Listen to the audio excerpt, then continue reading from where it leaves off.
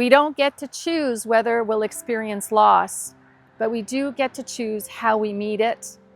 And what surprised me most wasn't the grief itself. It was what grief reminded me about love. 7 weeks ago, we lost Koda. 1 month to the day, Jayda collapsed right in front of us after what had been a beautiful morning walk. We held her as she died, 1 month apart. 2 of the most loved members of our family. Nothing prepares you for that. There are moments that become part of you forever, and for me, most recently came when I lost both of my dogs within 1 month of each other. If ever you've lost someone or something that meant the world to you, then you know this isn't just a story about losing 2 dogs. It's about grief and it's about love. And it's about learning how to carry both.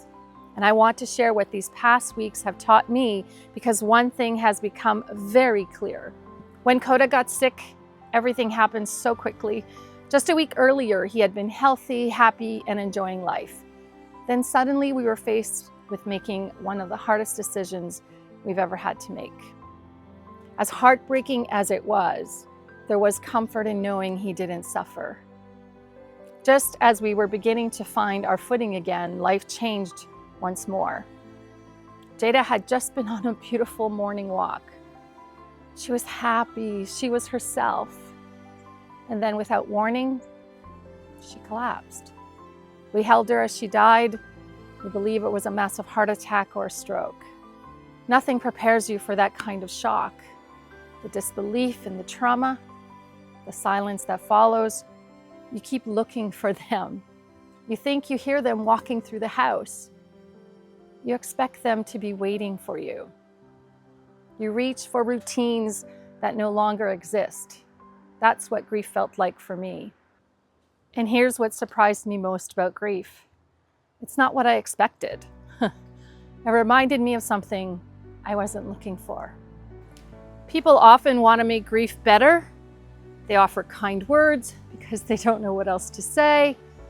But I've learned there really aren't any words that take away the pain. Grief hurts because love mattered.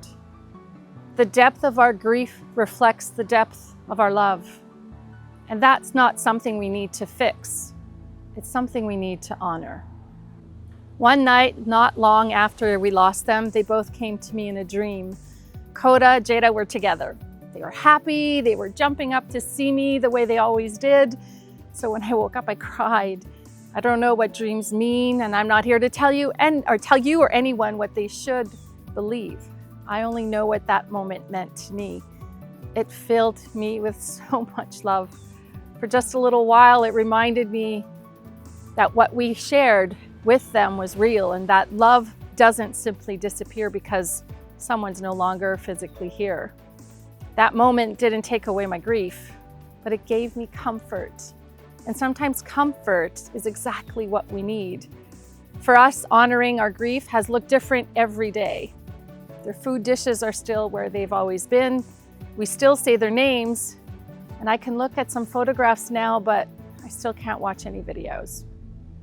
It's just too hard. Sometimes I visit the place where they're buried. We created a special memorial in the country here on our property where Koda and Jayda now rest beside Mia, our precious girl who went before them.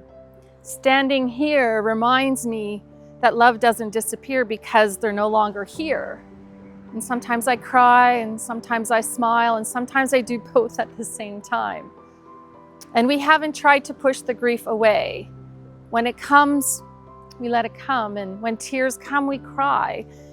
When memories come, we talk about them. And my husband and I cry together. Sometimes a song even comes on, and we both feel the loss all over again, together. And I'm grateful for that, and I'm grateful for him. One thing that we knew we had to do, and what was important, was to keep living while we were grieving. After Koda died, we had started renovating our bedroom. And when Jayda died, we kept going. Not because we were moving on, but because life continues even when our hearts are broken. Working on something new gave us somewhere to put a little bit of our energy, while we carried what we had lost. I learned that continuing to live isn't the same as leaving someone or something behind. It didn't replace our grief. It simply helped us to move through it. I've also watched our other dogs grieve too. They have looked for Koda and Jayda, and they miss them as well. So we've spent extra time together, we've kept our walks, we've held on to the routines that remind us all that love is still here. Losing Koda and Jayda has reminded me that loving deeply always comes with risks. One day our hearts will be broken, but I would never trade the years we had with them to avoid this pain. They filled our lives with unconditional love. They got us outside every day. They made us laugh. They reminded us to play. They made our whole family whole. Their relationship with us has changed, but our love for them hasn't, and it never will. Maybe while you've been listening, someone has come to mind. A spouse, a parent, a child, a sibling, a dear friend, a beloved pet, or perhaps you've lost something else that mattered deeply to you. I want to encourage you to honor them today. Say their name.